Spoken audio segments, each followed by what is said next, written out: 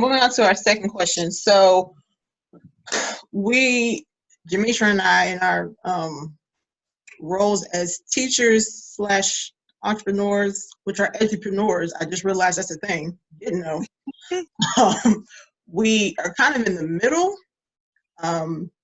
because parents come to us for, with questions, with, regarding whatever their children are doing at home. And we're having to tell them from a teacher's perspective, okay, so I can promise you this is what teachers are thinking. This is what they're hoping for. So try to be patient with them because they're figuring this out too. And on the flip side, we can tell teachers, well, this is what we're hearing from parents. So be patient with parents because they're trying to figure out what you're saying. Which is, it's a great place to be. But we're trying to just help parents understand at some point, all this is going to come to an end and children are going to have to be held accountable for all this information. At some point that's going to happen. So as a teacher, what would you say parents should be aware of as we reach the end of the school year and then prepare for the upcoming school year? And you can be as specific as you want for your grade level and your content area, or it might just be in terms of your geographic location. But what would you say to parents in terms of being proactive as this year ends and we prepare for next year? What would you say to them? What suggestions would you give? Not to put you on the spot, Tyra, because you answer since you have to leave. It's probably be your last one you'll be able to answer because of the time. I have already spoken to a lot of my parents already because at our school, we put them in different math groups in 4th grade. So you may be in a 4th grade math group or a 5th grade or a 6th, 7th grade math group. And I basically already told them, you need to make sure that you are staying in touch with how they're doing now in math, because you may need to put them in some kind of tutoring or some kind of enrichment over the summer, because a lot of them want their kids to be above grade level. Can you say that again for the people in the back so they can hear it? Please. Please. Yes. For the people all the way in the back. They all in the back. And I know it's expensive. I mean, our tutors charge anywhere from $40 on up an hour. But at the end of the day, you need to make sure you're doing what's best for your child. That's right. And putting them in the place, in the position where you want them to feel successful. I mean, I have a reading program that I do in the summertime. And last year, I think I had 30 students. Oh, wow. Like, why do your kids enroll in a reading program? So they can stay where they need to be and rise to the occasion when the school starts in August. Otherwise, they're playing catch up, and especially now, if they haven't had the proper tools in place, and they haven't met with their teacher, there hasn't been a great plan in place, they will be behind. They are, yeah, you're right. And you talk about the reading, the summer slide. Oh, honey, you're gonna have a 7 month slide. So you have to put your kid in the best place right now and be prepared for those crucial conversations to be had from teachers. And don't be on the defense all the time. Don't do it. Just be expecting, like, okay, with your eyes wide open, your mouth closed, and your ears ready to listen. Because it's the truth. You've been sitting at home with them for, 5, 6 weeks now. And little Susie May is reading Hat, Cat, Jump Over. That's right. Shut up, boy. But just be prepared to have those crucial conversations with parents, and parents need to be receptive to those conversations as well. Ooh, that was so right on time. I mean, everything she's saying, I can say ditto too, because I'm like you. I've had conversations like when we were having the transition from this is supplementary learning to now we're going to try to teach. They're asking us to teach. And you all seen the little templates we have to send out. We're teaching, but they're saying we can't grade them, which I understand, but we're emphasizing engagement. So translation to kids, if you're not giving me a grade, then why am I doing this? Why am I getting up every morning? I hate my girls in my classroom. So Miss Baptist, why you telling me I need to get up every morning to listen to you? I didn't want to listen to you when we were in school. Now you asking me to get out of my bed? I done all my TikTok videos. Okay. Listen to you talk about exponential function. Sit down.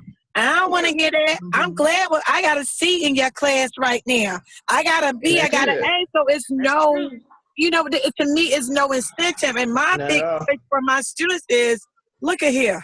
Now I'm gonna go sister girl. I'm gonna go black mama. Look at here. Let's make sure you clear on something. Yes, this is a trying time, but there's always been trying times in the world. This is nothing new. This just happened to be in your generation. Trust and believe, even though hypothetically you're pretty much probably going to get pushed on. That's just the reality. Don't want to say it verbatim, but I mean that's what I think is getting ready to happen, because they're not going to hold anybody back, because we've been trying to make sure we give them work to increase. But do not fall for the okie doke by thinking, oh, I got this grade, and then you are now in math 2. But you didn't participate in the topics I was trying to teach you now. And then when you get math 2, you're behind because you didn't understand it. And that's why I think a lot of times parents are just looking at grades. Can I get a grade? Can I get a grade? Can I get a grade? Can I get this grade? But your child has not mastered the curriculum. And as we know, as educators, it's a snowball effect, especially with math. It builds upon each other. So if you didn't know linear functions, and then I'm trying to teach you exponential functions, next I'm trying to teach you quadratics, when you get into math 2 and I'm asking you to factor a quadratic equation, but you don't even know what a quadratic equation is, then you're already clueless. And now you're feeling some kind of way. You're feeling some kind of way because now the teacher treating you, making you, as they say, making you feel inferior because you didn't do the work ahead of time. It's all about preparation now. And so for me, I would emphasize for parents, don't look at this as an extended vacation. Ooh. Look at this as a way to keep preparing yourself like an athlete. I always tell my athletes, you prepare over the summer for the fall sports. So you're doing all these push-up, crunches, everything. Why are you not exercising your brain, which is also a muscle?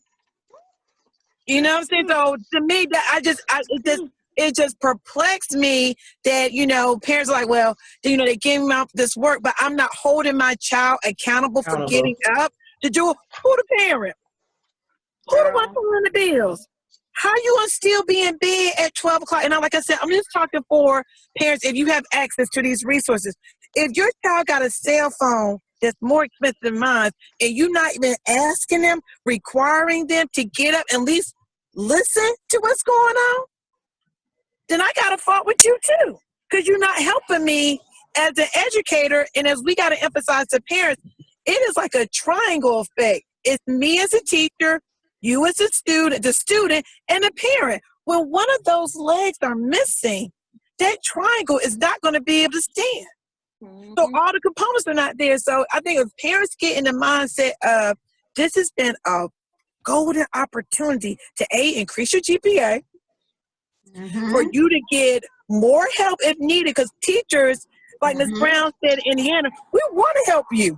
We want to help you. We're seeing the kids who are trying, even if you can't get on it remotely, we're passing out packets. We're trying to figure out every way possible to get you engaged. But if you're not engaged, I hate to say it, I'm not calling out any names. We all know their teacher's going to be like, oh, remember during this time frame, little Johnny won't trying to help or wasn't trying to do the work. I reached out, and some teachers, I hate to say it again, hold grudges. Well, shoot, I ain't going to do extra for him because when it was time for us to do extra, he didn't want to participate. And they look out at stuff like that, especially at the high school level. They remember those kids who did not go above and beyond. And that's the difference between an 89 and a 90, an A and a B, a C and a D. And then when these kids are getting ready to go off to college and they want those teachers to help them out, they're like, I don't think so this time because you didn't put in the extra effort. So all that being said, parents, me being a parent myself, actively engage in your child's education. Hold them accountable for learning something, even if they don't go every day. Hold them accountable for at least attending three times a week. Learn something while you're in this station. And then when we do go out for summer break, can't give them a break because they need that structure. They need that routine. So I'm co-signing on everything Miss Brown said. Everything. Everything. Okay, Ellen.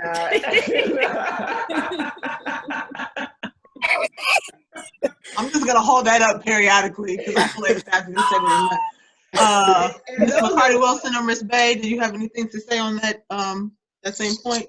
Before I you do. Sassy, On the flip She's side, got to go. I have to go to faculty meeting. okay. Yes. Oh, God bless Thank you. Thank y'all. you. Keep doing what Nice you're doing. meeting you. It Thank was a you. pleasure. Thank you. Bye.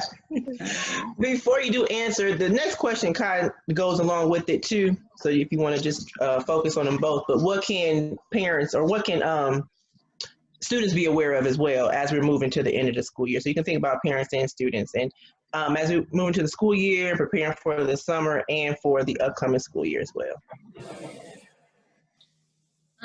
I think Rachel, she did a great job touching emphasize to these students, you're coming back. You're coming back. Learning Yes, that. you are coming back. And yeah, and like she said, take advantage of this opportunity to get it. I think for these younger students, it's more so talking to the parents about the importance of continuing with learning at home. I think everybody's getting a little frustrated, having to juggle those multiple things, but please find a way to fit some learning into your day, because when we go back, we like to talk about the achievement gap, that learning gap. Please do your babies a favor and give them 30 minutes, give them an hour a day, just make sure you fit some learning into their day. And if you're, thinking about Durham in particular, if those resources that they're sending out, if they're right for your child, if they're too hard for your child, talk to your child's teacher and ask them if there are other things that child can access. Maybe they can give you the packet for the next grade level. They can give you the packet for the previous grade level. You want it to be a good experience for your kids. Your kids are going to give you pushback either way, especially knowing that it doesn't count. That's true. You're not going to be penalized. But you do also want it to be as pleasurable as an experience as you can. You think the material is too challenging or not challenging enough, don't be afraid to reach out to that teacher and ask for something better. I agree. absolutely. I was going to say what I think moving into the summertime, I think parents, students need to start thinking about priorities. Have your A, B, C game plan, because a lot of people got caught flipping. A lot of people were not prepared for this. On a personal note, so Miriam knows and Ms. Hinton knows that my son is going off to college. Now, we just thank God I happen to be in a position to pay for him, whatever differences for scholarships, loans, whatever he's not having. But I think back to some of the kids who are athletes. And now because fall sports, whatever, has been shut down, some of these kids might not be able to go to college because their scholarship was tied to their athletics. And they were looking, you see what I'm saying? They were looking at this being their ticket to go to the next level.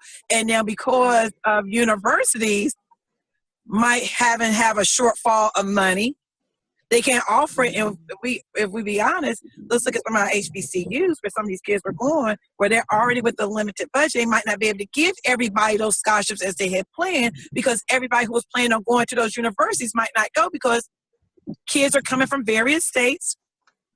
Parents might not want to send their kids to North Carolina if they got a state school they could go to.